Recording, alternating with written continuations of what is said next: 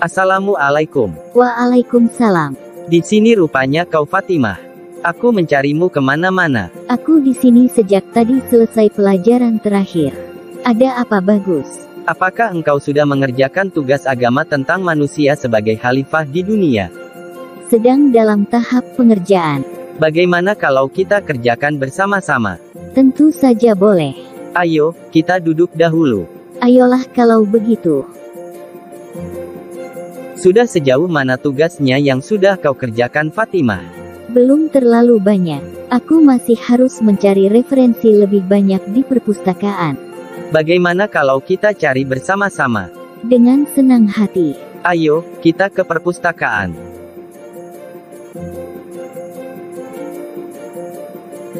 Kira-kira di mana ya letaknya buku-buku tentang agama Islam? Aku sendiri tidak hafal di mana letaknya. Tapi bisa kita cari bersama-sama. Baiklah, ayo, kita cari bersama. Tampaknya buku yang kita cari tidak ketemu. Bagaimana kalau kita cari di perpustakaan umum di luar sekolah saja? Usul yang bagus. Ayo kita berangkat. Kira-kira, apakah buku yang kita cari ada di sana? Aku rasa tentu ada. Karena perpustakaan itu lebih besar dari perpustakaan sekolah. Jadi tentu buku-bukunya juga lebih lengkap. Iya, semoga saja.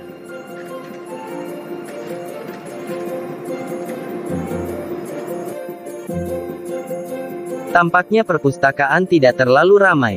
Iya, benar. Itu lebih baik, karena kita bisa lebih leluasa mencari buku.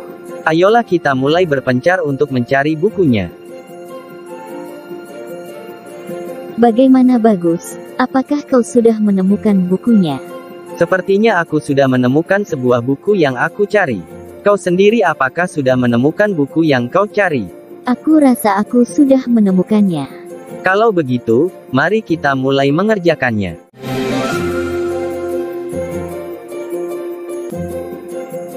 Kita akan mulai dari mana sekarang? Kita mulai dari pertanyaan, kenapa manusia adalah makhluk yang paling mulia dan sempurna? Hal ini sesuai dengan Al-Quran Surat 17, ayat 70. Padahal justru potensi pembangkangan terjadi pada manusia, tetapi mengapa manusia disebut sebagai makhluk yang paling mulia dan sempurna? Sesuai dengan Al-Quran Surat 18, ayat 54. Lalu, di mana letak kesempurnaannya? Itu benar, karena manusia adalah makhluk yang mulia dan sempurna, berarti ada kelebihan yang makhluk lain tidak memilikinya. Dalam Al-Quran Surat 3, ayat 190 dikatakan, manusia merupakan makhluk yang mulia dan sempurna karena manusia dikaruniai akal. Sedangkan makhluk lain tidak mempunyai akal karena mereka tidak diberikan beban untuk memutuskan. Mereka hanya patuh dan mengikuti sistem yang sudah ada. Itu berarti bahwa manusia dianugerahi akal, karena manusia diberi kebebasan untuk memilih. Letak kemuliaan dan kesempurnaan manusia ada pada kebebasan dalam memilih di kehidupan ini. Itu juga berarti kita tidak bisa memaksa orang lain di luar diri kita, karena Tuhan pun memberikan kebebasan pada manusia. Sehingga tidak ada intimidasi dalam Islam. Kesadaran itu seharusnya tumbuh, bukan karena paksaan atau terpaksa. Meskipun untuk tumbuh, kadang-kadang perlu dipaksa.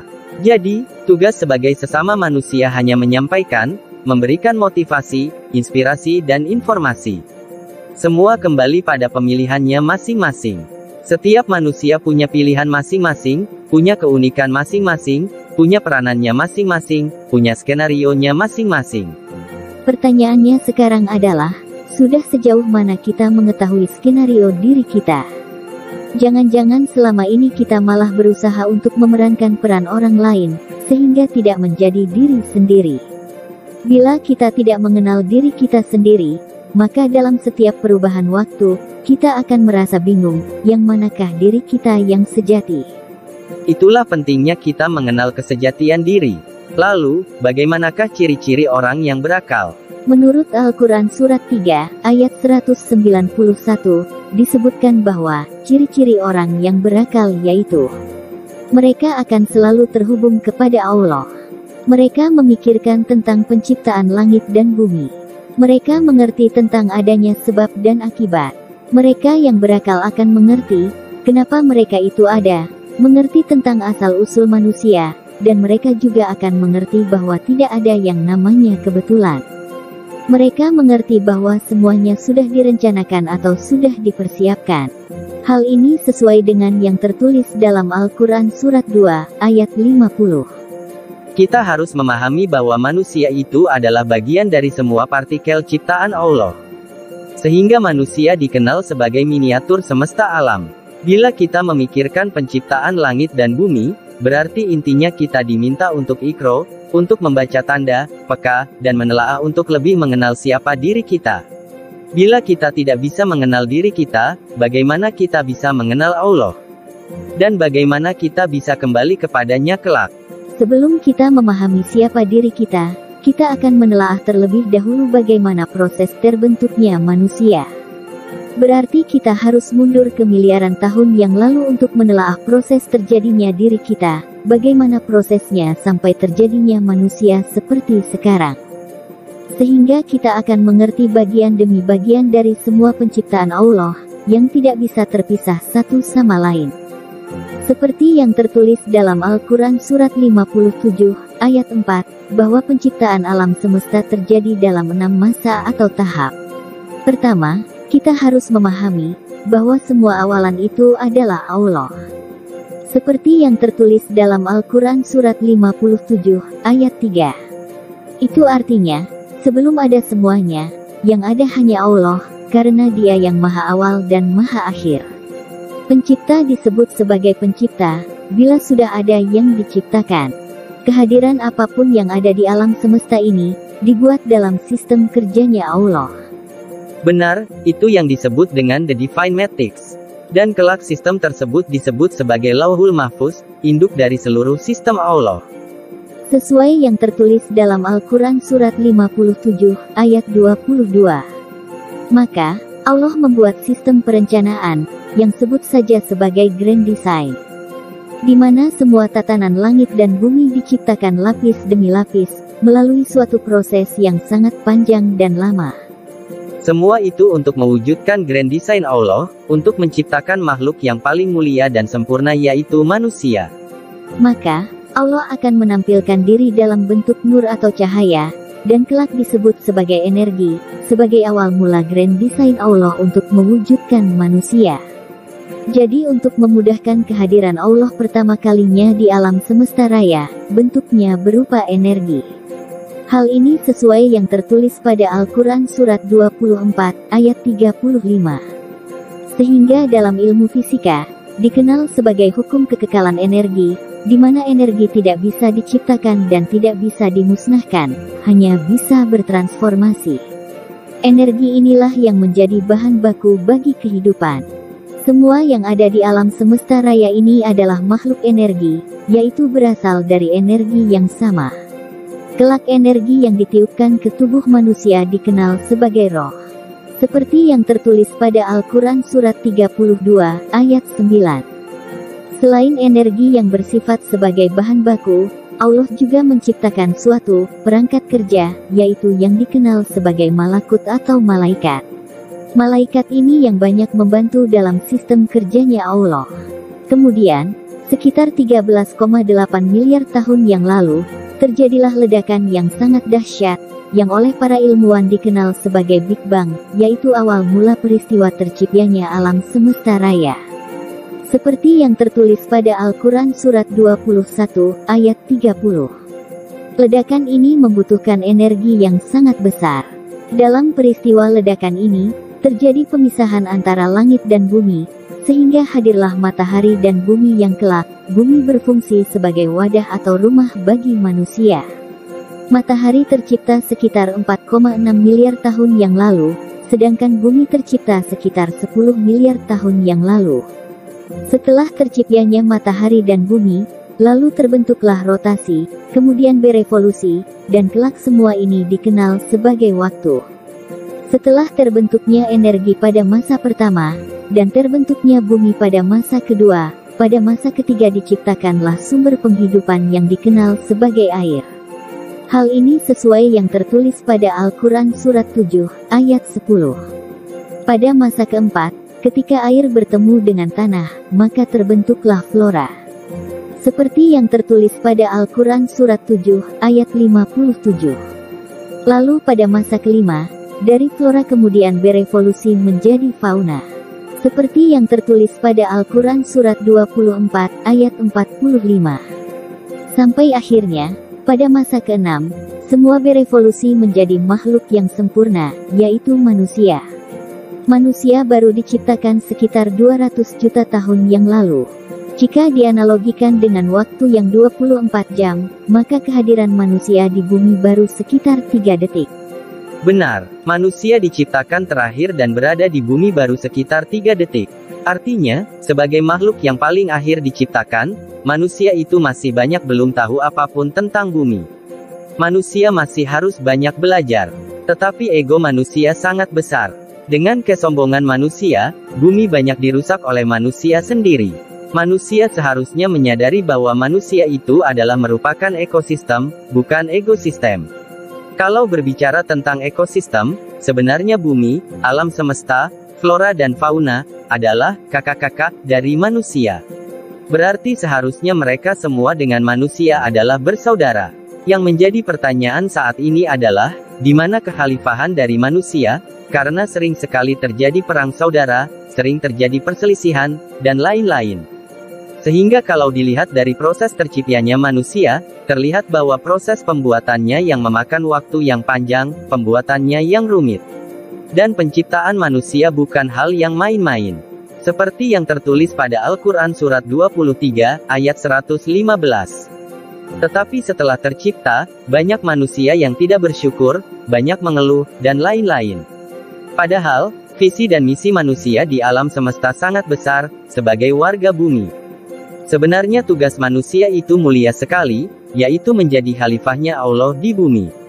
Seharusnya manusia itu banyak bersyukur. Manusia juga harus merawat semua pinjaman dari Allah ini, secara lahir dan batin. Seperti yang tertulis pada Al-Quran Surat 21, ayat 107. Di mana seharusnya manusia bisa menjaga keselarasan dengan Allah, keselarasan dengan alam, dan keselarasan dengan sesama manusia. Wah, tampaknya perpustakaan akan segera ditutup. Bagaimana kalau kita lanjutkan esok hari? Baiklah, aku akan ke rumahmu untuk melanjutkan diskusi kita ini. Ayo, segera kita rapikan buku dan berkas kita. Ayo, jangan lupa besok aku akan ke rumahmu untuk melanjutkan diskusi kita.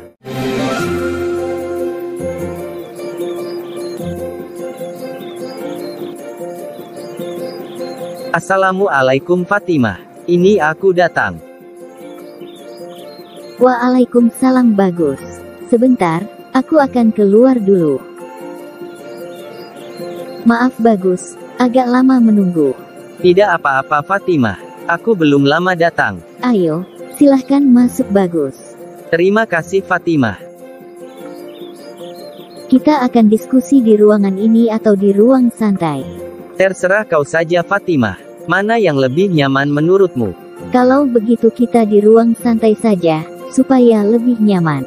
Apakah kau ingin istirahat dulu di sini? Tidak Fatimah, kita langsung saja. Baiklah kalau begitu. Ayo, kita langsung saja menuju ke sana. Silahkan duduk Bagus. Terima kasih Fatimah. Kita langsung saja mulai melanjutkan diskusi kita kemarin.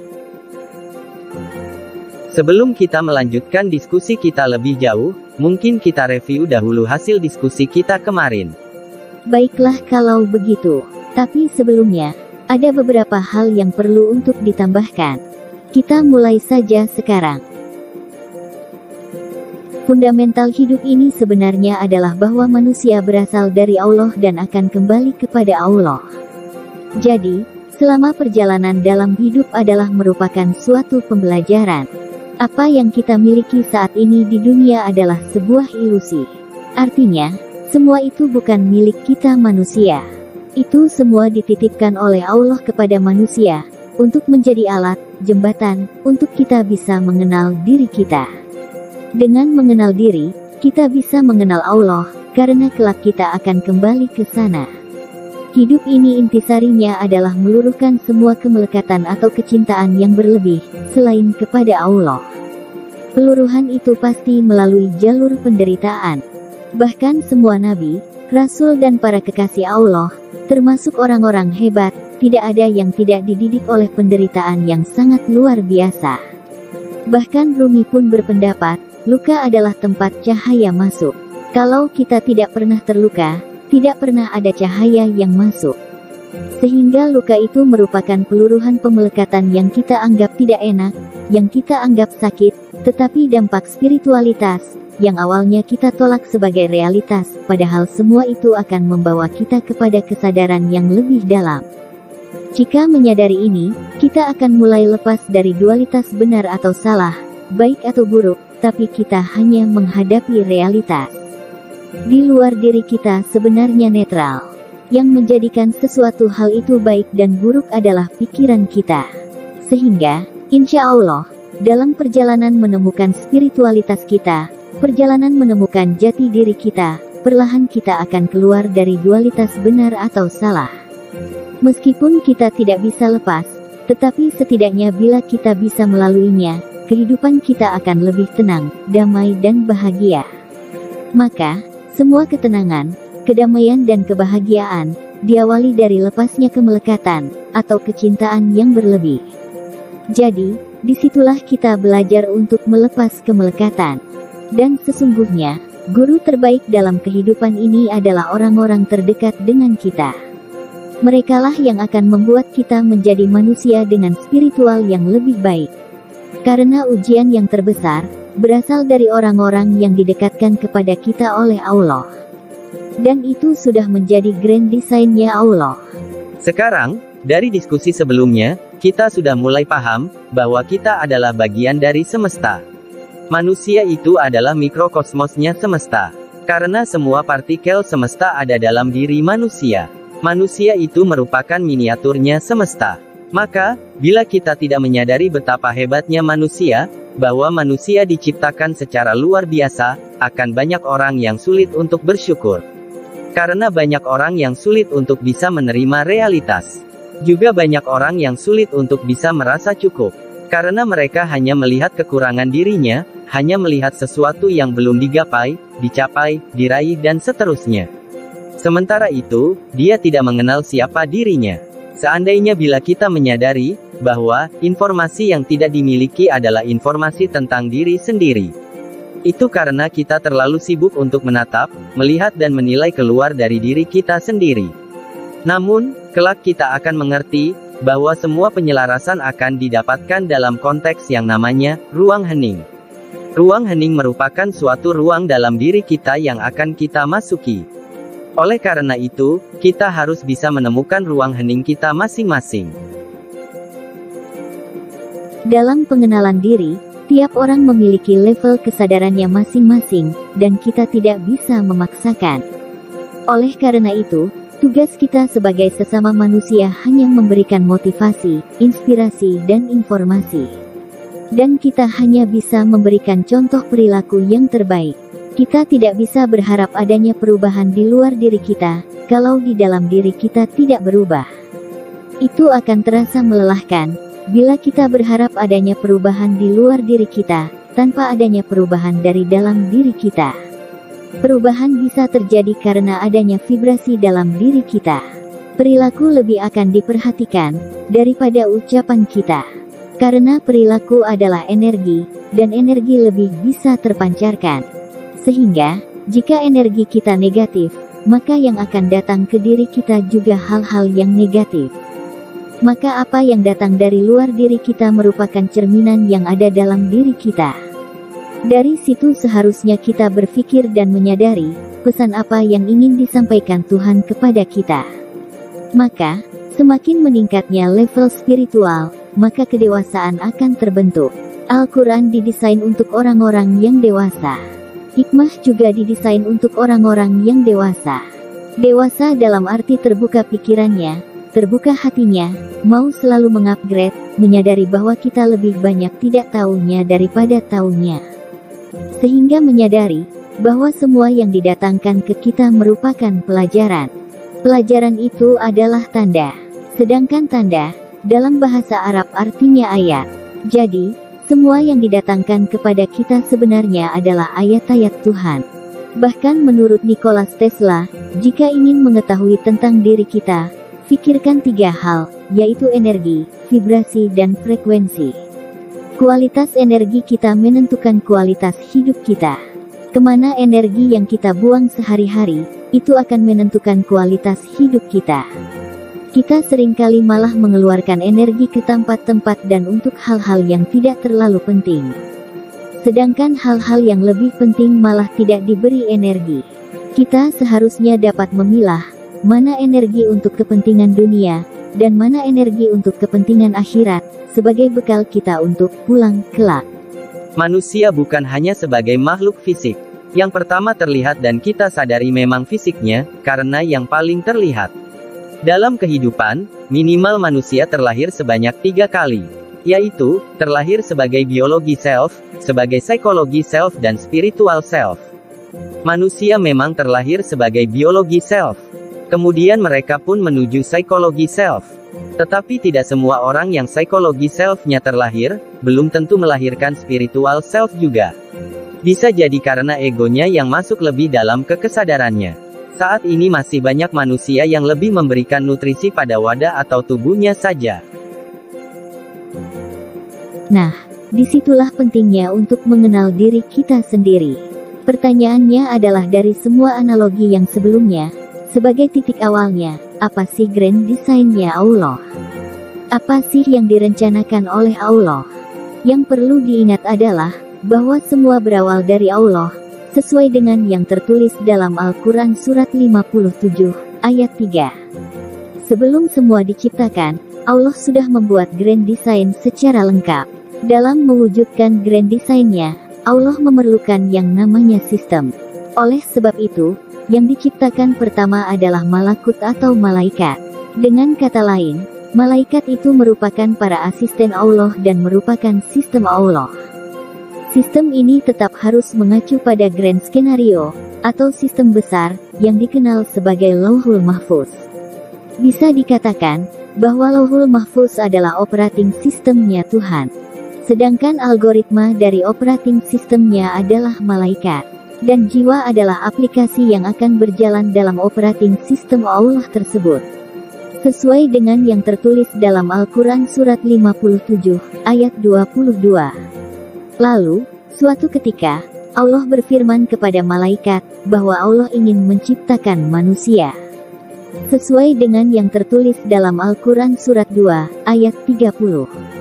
Allah akan menjadikan manusia sebagai khalifah atau pengganti di muka bumi.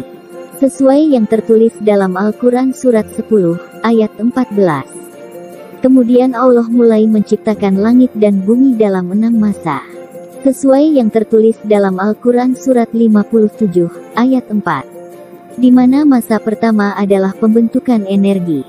Sesuai yang tertulis dalam Al-Quran Surat 24, ayat 35. Setelah itu terjadilah ledakan yang sangat dahsyat, di mana disitulah terjadi pemisahan antara langit dan bumi. Sesuai yang tertulis dalam Al-Quran Surat 21, ayat 30. Sehingga terbentuklah bumi, pada masa kedua, yang kelak menjadi tempat tinggal bagi manusia. Setelah bumi tercipta, kemudian Allah menciptakan sumber kehidupan yaitu air, pada masa ketiga. Sesuai yang tertulis dalam Al-Quran Surat 7, ayat 10. Pada masa keempat, ketika air bertemu dengan tanah, akan terbentuk flora. Sesuai yang tertulis dalam Al-Quran Surat 7, ayat 57. Pada masa kelima, tercipta fauna. Sesuai yang tertulis dalam Al-Quran Surat 24, ayat 45. Saat ini, manusia belum bisa disebut sebagai manusia, karena manusia belum sempurna. Sesuai dengan yang tertulis dalam Al-Quran Surat 19, ayat 67. Setelah mengalami mutasi akhirnya terbentuklah manusia, pada masa ke-6. Allah menciptakan manusia dari tanah, sesuai dengan yang tertulis dalam Al-Quran Surat 38, ayat 72. Dalam Al-Quran Surat 57, ayat 4 disebutkan, bahwa Allah menciptakan langit dan bumi dalam 6 masa, kemudian Allah akan bersemayam dalam arsy. Arsy artinya bangunan atau wadah. Ternyata, Allah ingin menciptakan bangunan di mana bangunan itu kelak yang akan menjadi rumah Allah juga. Baitullah secara fisik memang ada di Mekah. Tetapi Baitullah yang sejati sebenarnya ada di dalam kolbu manusia. Karena kolbu orang mukmin itu merupakan rumah Tuhan juga. Yang tampak di cermin ketika kita berkaca, sebenarnya adalah wadah atau arsy. Jadi, kalau diri manusia itu adalah rumah Allah, maka seharusnya Allah yang menjadi tuan rumah. Sayangnya, sering Allah hanya menjadi tamu di rumahnya sendiri. Tidak berkuasa di rumahnya sendiri, karena kalah oleh ego manusia, kalah oleh hawa nafsu manusia. Itulah sebabnya, kenapa manusia diberikan ego dan hawa nafsu. Yang sebenarnya adalah untuk pembelajaran bagi manusia. Jadi seharusnya, manusia tidak usah bingung kemana harus mencari Allah. Lalu, dalam Al-Quran Surat 38, ayat 72 disebutkan, bahwa Allah meniupkan roh ke dalam tubuh manusia dan malaikat diperintahkan oleh Allah untuk bersujud. Dalam ayat ini dijelaskan, kenapa para malaikat harus bersujud kepada manusia yang baru diciptakan, yang dikenal sebagai Adam. Sebenarnya, malaikat bukan diperintahkan untuk sujud kepada Adam, tetapi malaikat diperintahkan untuk sujud kepada siapa yang ada di dalam tubuh Adam, di mana yang ada di dalam tubuh Adam adalah percikan roh Allah juga. Sehingga, yang dilihat oleh malaikat bukan Adamnya, tetapi siapa yang berada di dalam tubuh Adam, yaitu percikan roh Allah. Itulah sebabnya, kenapa Allah selalu berkata bahwa Allah lebih dekat dari urat leher manusia. Jadi seharusnya manusia tidak perlu bingung lagi kemana harus mencari Allah. Wah, tak terasa hari sudah semakin siang. Tiba waktunya untuk makan siang. Kau ingin makan apa Bagus? Jangan repot-repot Fatimah. Kita bisa makan di luar saja. Tapi aku sedang malas keluar rumah Bagus. Aku ingin makan di rumah saja. Kalau begitu biar aku pesankan makanan secara online saja. Supaya kita bisa makan di sini. Kau ingin aku pesankan apa Fatimah? Terserah kau saja Bagus. Baiklah, aku pesan sekarang.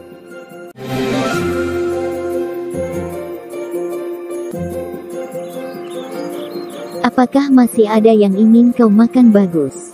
Tidak Fatimah, terima kasih. Kita lanjutkan saja diskusi kita. Kita kembali ke ruang santai atau akan dilanjutkan di sini saja? Aku rasa kita lanjutkan di sini saja. Baiklah kalau begitu, mari kita lanjutkan. Seperti yang sudah kita pelajari sebelumnya, bahwa sesuai yang tercantum dalam Al-Quran Surat 38, ayat 71 disebutkan, bahwa Allah menciptakan manusia dari tanah. Konsep kata penciptaan di sini artinya, dari tidak termanifestasi, menjadi termanifestasi. Semua yang ada di semesta raya ini merupakan manifestasinya Allah. Sehingga jika kemanapun kita menghadap, kita akan menemukan wajah Allah. Karena semua datang dari sumber yang sama. Semua berasal dari raw material yang sama. Dan semua itu merupakan dari energinya Allah. Surat tersebut menjelaskan, Allah sedang bercerita, mendesain, membuat skema dengan para malaikatnya, bahwa Allah akan menciptakan manusia dari tanah. Dalam hal ini adalah konsep tentang cipta, atau yang dikenal sebagai kholikun, yaitu ciptaan manusia bahan bakunya berasal dari tanah. Tubuh atau bentuk fisik dari manusia, merupakan tanah yang diberi bentuk, yang dikenal dengan nama basyar. Inilah yang dikenal atau disebut sebagai orang. Dan tidak semua orang atau basyar bisa disebut dengan manusia atau insan. Kesempurnaan dan kemuliaannya bukan karena berbahan baku tanah yang diberi bentuk, tetapi apa yang mengisinya, yaitu ruh yang dipercikkan oleh Allah itu sendiri. Dalam Al-Quran Surat 2, ayat 30 dijelaskan, bahwa Allah akan menjadikan manusia sebagai khalifah. Setelah menciptakan manusia dari tanah, maka lalu akan menjadikannya sebagai seorang khalifah. Artinya, Allah akan memanifestasikan diri Allah untuk masuk ke dalam konteks yang namanya wujud. Tetapi belum tentu semua orang atau basyar masuk ke dalam ranah khalifah. Singkat cerita, Adam itu merupakan simbol kecerdasan, yang sudah menyadari konsep ketuhanan dalam dirinya. Maka kita ini adalah perjalanan dari basyar menuju kepada khalifah. Perjalanan dari hanya faktor kesadaran fisik, menuju kepada kesadaran rohani. Maka manusia dilengkapi juga dengan hawa nafsu. Setiap manusia, setiap ruh, akan diikuti oleh hawa nafsu. Allah memberikan kebebasan kepada manusia untuk memilih skenario yang sudah disiapkan oleh Allah, atau memilih skenario yang ingin dibuat sendiri oleh manusia, karena manusia dikaruniai yang namanya hawa nafsu. Konsep terendah dari manusia adalah yang disebut basyar, disebut juga sebagai orang. Karena hanya berupa tanah yang diberi bentuk. Dalam level ini bisa saja setingkat dengan binatang, sesuai yang tertulis dalam Al-Quran Surat 7, ayat 179. Inti dari surat ini adalah, jangan tertipu dengan casing, yang tampak dari luarnya saja. Ketika para malaikat tidak menyetujui, bila Allah akan menjadikan manusia sebagai khalifah di bumi, Allah menjawab bahwa semua kehidupan diawali dari kesalahan. Hidup ini pasti berbuat salah.